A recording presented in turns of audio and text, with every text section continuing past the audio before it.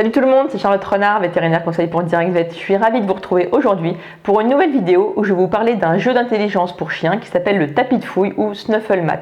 Alors Snufflemat, ça veut dire tapis de fouille en néerlandais parce que ce jeu a été inventé par des propriétaires de chiens hollandais qui voulaient proposer une nouvelle activité à leur chien et éviter que celui-ci ne s'ennuie. D'ailleurs, avant de vous présenter le Snufflemat, je voulais vous parler de notions générales à propos des chiens, notamment l'ennui. L'ennui est vraiment très mauvais pour les chiens, il faut éviter que son chien ne s'ennuie parce qu'en fait ça va souvent générer des troubles du comportement. Un chien qui s'ennuie va exprimer ça à sa manière, donc soit par exemple en vocalisant, donc en aboiement, en aboyant, en gémissant, soit en faisant des destructions dans la maison ou alors en faisant ses éjections dans la maison, pipi, caca. Donc tous ces troubles un petit peu du comportement peuvent être dus à l'ennui, le chien qui n'a pas assez d'activité au cours de sa journée. En fait, pour éviter qu'un chien s'ennuie, il faut essayer de combler trois besoins fondamentaux. Donc déjà, il y a le besoin en promenade. Donc il s'agit de sortir son chien plusieurs fois par jour. Alors évidemment, pas seulement 3 fois 5 minutes pour faire les petits pipis et petits caca. Non, il faut prévoir plusieurs longues sorties au cours de la semaine, idéalement tous les jours, qui dureraient de 3/4 d'heure à 2 heures. Et au cours de ces sorties, il faut essayer que son chien soit libre de ses mouvements un maximum. Donc éviter de le tenir serré contre soi pendant 2 heures, mais laissez-le divaguer, aller sentir tout son environnement. Pour lui, c'est très important d'être confronté comme ça à l'environnement, d'exercer son odorat, de sentir les odeurs, de sentir qu'il y a eu des congénères qui sont passés par là. C'est vraiment hyper important, donc lâchez-le le plus possible. Si vous n'avez pas la possibilité de le lâcher à cause de la route, à cause des autres promeneurs, ça ne se passe pas toujours bien, à ce moment-là, prenez une longe pour quand même lui donner un petit peu de liberté. Alors donc les promenades, c'était la première chose vraiment fondamentale pour le chien. Après, il y a les mâchouillements, donc la mastication, mâchouiller, tout ça c'est aussi très important pour le chien. Donc évidemment, il va mâcher au cours de ses repas, mais à côté de ça, il faut lui proposer plusieurs jouets où il pourra faire ses crocs, faire ses dents dessus et mâchouiller une bonne partie de sa journée. Donc ça va aussi l'occuper et éviter qu'il mâchouille vos affaires à vous. Donc il faut prévoir plusieurs jeux différents et puis on les change au fur et à mesure de la semaine pour qu'ils n'aient pas toujours les mêmes et qu'ils ne se lassent pas. Donc ça peut être des os en peau de buffle, des congues, des cordes à mâcher, etc. Vraiment des pouic-pouic, tout ce qu'on peut avoir. Chose importante, dès qu'un jouet est abîmé, qu'il y a des petites parties qui commencent à partir, hop, on le met à la poubelle. Il ne faudrait pas que le chien avale une de ces petites parties et fasse une occlusion intestinale. Donc promenade, mâchouillement. Et puis troisième chose, c'est stimuler son intelligence parce que le chien est un être intelligent et puis il faut stimuler régulièrement son intelligence pour ne pas qu'il s'ennuie. Alors on peut stimuler l'intelligence par exemple en faisant de l'agility avec lui, en faisant de l'obéissance avec lui, en lui faisant rechercher des objets cachés, en stimulant son odorat. Donc ça c'est vraiment des choses que les chiens adorent. On peut aussi utiliser des jeux d'intelligence. Et notamment le Snufflemat. Donc le Snufflemat en fait permet de cacher des croquettes dans un grand tapis fourni de plein de lanières de laine polaire et le chien va exercer son odorat pour retrouver les croquettes et pouvoir les manger. Donc le tapis en fait est constitué d'un grand rectangle de caoutchouc percé par des trous, ce qui correspond en fait au genre de paillasson tapis qu'on peut avoir pour l'hiver pour l'extérieur et qu'on trouve facilement en magasin de bricolage. Donc on prend un grand carré percé à peu près de 8 trous d'un côté et 8 trous de l'autre et puis on prend à peu près 200 lanières de laine polaire. Alors soit si on est bricoleur on peut tout rassembler et tout faire soi-même, sinon on peut trouver un kit tout fait à assembler, en fait tout préparé à assembler, notamment sur le site Direct-Vet. Donc là vous avez un kit avec le grand paillasson et à peu près 200 lanières à nouer. Donc maintenant je vais vous montrer en dessin comment faire le nouage. Il y a deux techniques possibles. La première technique va donner plutôt un paillasson qui sera plus large en fait et avec des lanières qui vont monter moins haut. Donc c'est particulièrement plus adapté pour les petits chiens, les petites races et aussi les chats parce que les chats peuvent aimer chercher leurs croquets dans un Snufflemat. Et puis il y a la deuxième technique qui va donner un tapis moins large mais qui va être plus touffu, plus haut. Donc là ce sera plus adapté pour les chiens de race moyenne à grande et notamment avec une truffe plus pointue, plus grande. Un museau plus pointu, plus grand. Donc allez, c'est parti, je vous montre tout de suite comment on fait le nouage. Allez, donc c'est parti pour l'explication maintenant sur un papier de la technique de nouage. Donc on va commencer par la technique 1. Qui est la technique à privilégier pour les petits chiens et puis les chats. Donc cette technique en fait va, comme je le disais, être plus large et moins haute. Donc pour faciliter l'explication, j'ai représenté comme ça le tapis de fouille avec 8 colonnes qui sont numérotées de 1 à 8 et puis 8 lignes qui sont numérotées A, B, C, D, E, F, G, H. Là, ça va être la partie qui est en dessous en fait du tapis de fouille, celle qui a les picots. En fait, ce sont les picots antidérapants qu'on va retrouver après au contact du sol. Donc les lanières en fait seront de l'autre côté. Là, c'est le côté que l'on ne voit pas. Je vous fais quelques picots pour la compréhension. Donc sur cette face avec les picots, c'est là qu'on va voir en fait les lanières passer et puis faire des sortes de petits dessins. Donc soit des traits horizontaux, soit des traits verticaux, soit des diagonales dans un sens et dans l'autre seulement pour la technique 2. Donc pour la technique 1, il y aura des diagonales que dans ce sens-là. Alors donc pour la technique 1, ce qu'on fait, c'est qu'on commence aussi à nouer en fait les bords libres en fait. Donc tous ces bords-là en fait seront noués juste par une lanière qui passe que dans un seul trou. Donc on commence en fait en faisant passer une lanière dans le trou A1 uniquement et puis on fait 2 nœuds plats l'un sur l'autre et les lanières ressortent de l'autre côté. Ensuite, on fait passer une lanière dans A1 et on la fait passer après dans A2 et on fait le nœud de l'autre côté. Ensuite, A2, A3 et on fait le nœud de l'autre côté. A3, A4, A4, A5, A5, A6, A6, A7, A7, A8. Donc à ce niveau-là, en fait, on a utilisé 8 lanières en fait et puis là, on a un dessin de trait horizontal. Pour A8, comme pour A1, on fait juste un nœud simple en fait qui va passer que par le trou de A8. Voilà. Donc ensuite, on va faire nos lanières de manière, on va les faire passer de manière oblique. Alors, on fait rentrer donc on fait rentrer une lanière dans A1. Je vais prendre une autre couleur pour que ce soit plus simple. On fait passer. Donc maintenant, on va faire passer. Nos lanières de manière oblique. Alors, on va passer dans A1, puis on fait ressortir par B2 et on fait le nœud de l'autre côté. Ensuite, pareil, A2, B3, A3, B4, A4, B5, A5, B6, A6, B7, A7, B8. Donc là, de nouveau, on a utilisé 1, 2, 3, 4, 5, 6, 7 lanières pour faire ces obliques. Ensuite, on va partir sur nos lanières verticales. Alors, on fait comme ça. On va faire entrer une lanière par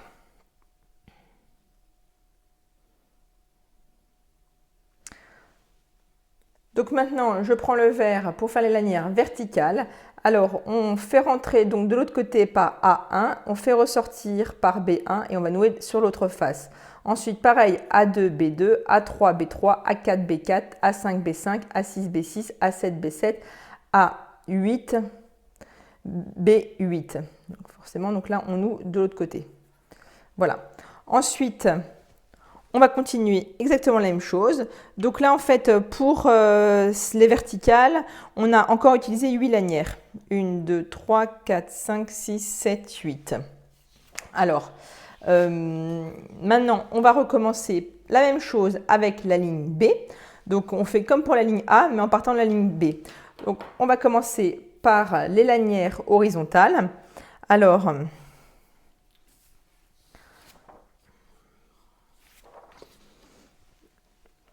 on va faire un nœud sur B1 tout seul. Voilà. Ensuite, B1, B2, B2, B3, B3, B4, B4, B5, B5, B6, B6, B7, B7, B8. Et on refait sur B8 un nœud qui est tout seul, qui prend que la rangée. Voilà. Ensuite, on va refaire nos obliques. Alors, je reprends le feutre bleu et on refait les obliques. Donc, on rentre de l'autre face sur B1 et puis on va passer comme ça et on ressort par C2 et on nouera de l'autre côté. Donc pareil, on rentre par l'autre face sur B2, on passe en dessous en oblique et on ressort sur C3.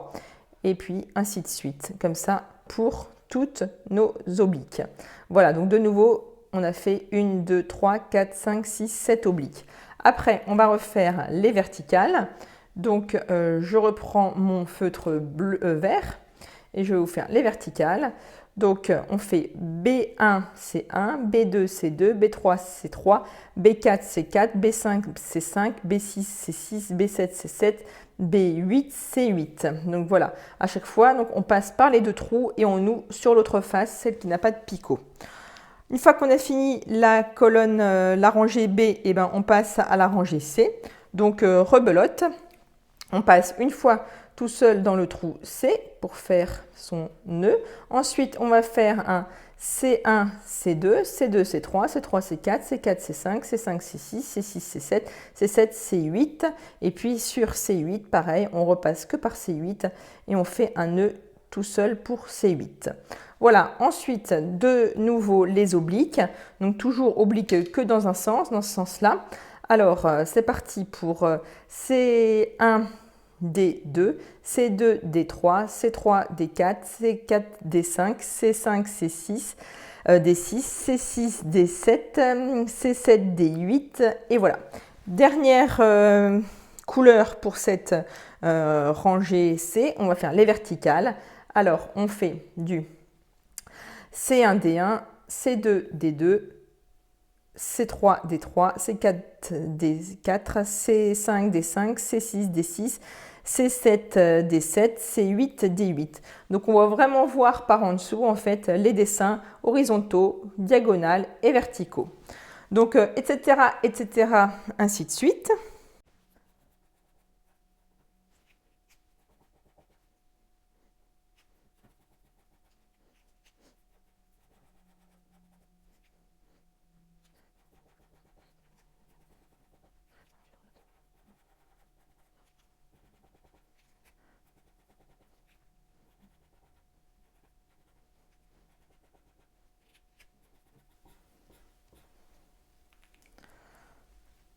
Donc arrivé en H, on n'aura plus que les horizontales à faire. Donc déjà H tout seul, ensuite H1, B2, H1, B, H1, H2, H2, H3, H3, H4, H4, H5, H5, H6, H6, H7, H7, H8 et H8 tout seul.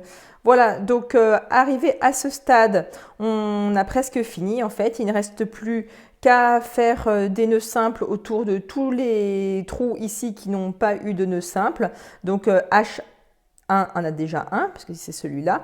Donc on peut en faire ici un en H2, H3, H4, H5, H6, H7, H8, ce qui fait la bordure là. Là, on a déjà fait cette bordure là, on a déjà fait cette bordure là. Et puis sur la bordure A, il ne reste plus qu'à faire A2, A3, A4, A5, A6, A7. A8 est déjà fait. Donc voilà, c'en est fini pour le Snuffle Mat noué avec la technique 1. Donc passons maintenant à la technique 2. Donc maintenant, je vais passer à la deuxième technique, donc la technique 2, qui pour rappel est une technique qui va donner un Snuffle Mat beaucoup plus profond en fait, moins sur les côtés, donc qui sera plus adapté aux chiens moyens à grands et surtout ceux avec une truffe un petit peu plus longue. Là, contrairement à la technique 1, on ne fera jamais de nœuds qui passent que par un seul trou, donc les nœuds sur les bordures, on va pas les faire. On fera des nœuds horizontaux, puis verticaux, ensuite des nœuds en diagonale dans un sens et puis en diagonale dans l'autre sens. Dans le sens diagonal comme ça, on fera toujours 7 lanières, donc qui passeront à chaque fois par tous les trous possibles. Et puis dans l'autre sens, on ne fera que 5 diagonales. En fait, on ne fera passer que 5 lanières. Alors on le fera là où on veut. En fait, on pourrait faire passer 7 lanières, mais après on va se retrouver avec un petit déficit de lanières si on en a fait 200. Donc il vaut mieux en prendre que 5. Et puis là, sur la dernière ligne, et bien pareil, on en fera 7 dans un sens et puis pas 5 dans l'autre, mais seulement 4. Mais je vous le redis. redirai un petit peu plus tard. Alors donc, comme pour la technique 1, il faut imaginer là que c'est la vue du snuffle mat par en dessous. Donc je vous fais les picots parce que ce sont les picots qui permettent au snuffle mat de ne pas déraper, donc qui sont placés en dessous au contact avec le sol. Les lanières partent de l'autre côté. Donc là, on va vraiment voir les dessins faits par les lanières, à savoir soit des horizontales, soit des verticales, soit des diagonales. Donc pour la première ligne, on va faire un nœud qui passe par, on fait passer la lanière depuis la face du dessus dans le trou A1, puis on la fait ressortir par le trou A2 et on fait son nœud, donc c'est à chaque fois 2 nœuds simples l'un sur l'autre. Voilà.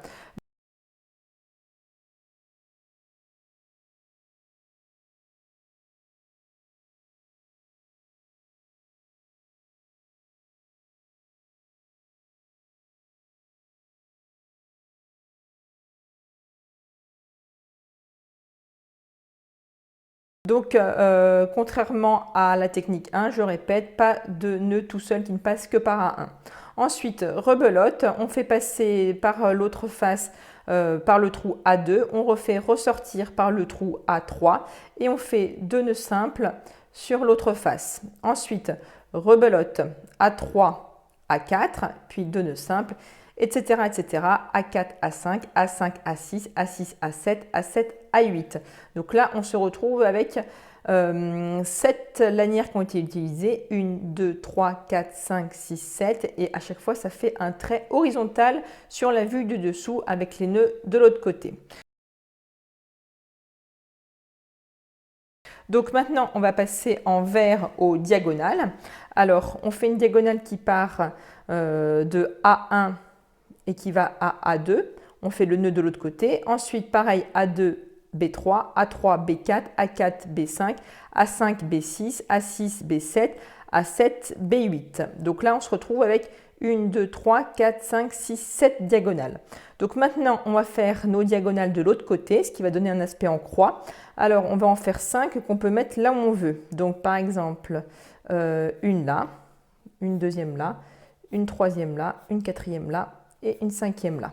Donc, je me retrouve avec un aspect en croix à 5 endroits.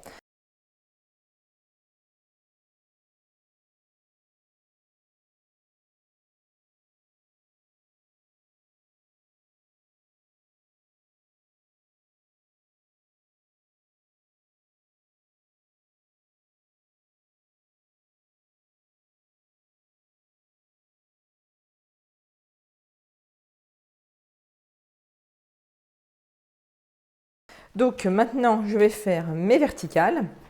Alors, je prends mon bleu.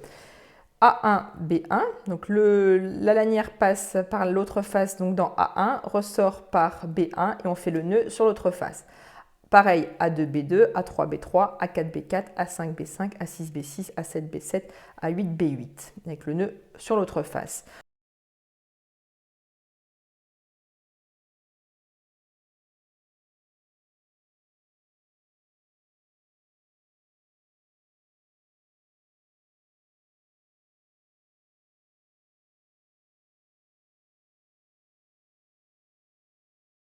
Donc maintenant, c'est fini pour les verticales. On a utilisé 1, 2, 3, 4, 5, 6, 7, 8 lanières pour les verticales. On va continuer avec la ligne B. On fait exactement la même chose. Donc on fait arriver la lanière en B1, on la fait passer en dessous et on la fait ressortir par B2. On fait le nœud sur l'autre face, donc 2 nœuds superposés l'un sur l'autre. Ensuite, pareil, rebelote, B2, B3, B3, B4, B4, B5, B5, B6, B6, B7, B7, B8, B6, B7, B7, B8. Voilà.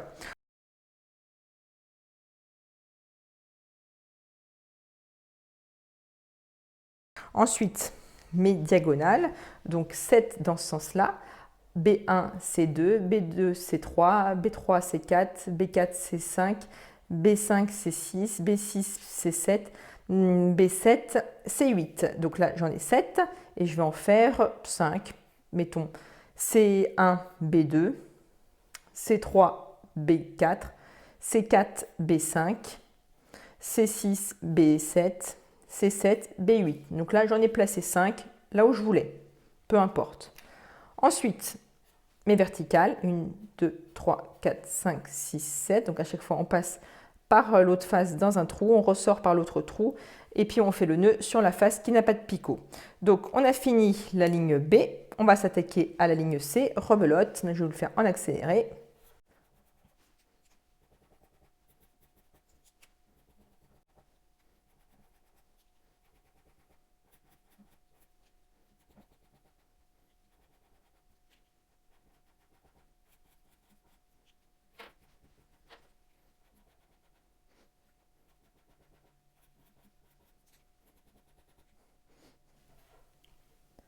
Donc là, j'arrive à l'avant-dernière ligne, la ligne G, je fais mes horizontales, je fais mes diagonales, 7 dans le premier sens, et là, je n'en fais que 4.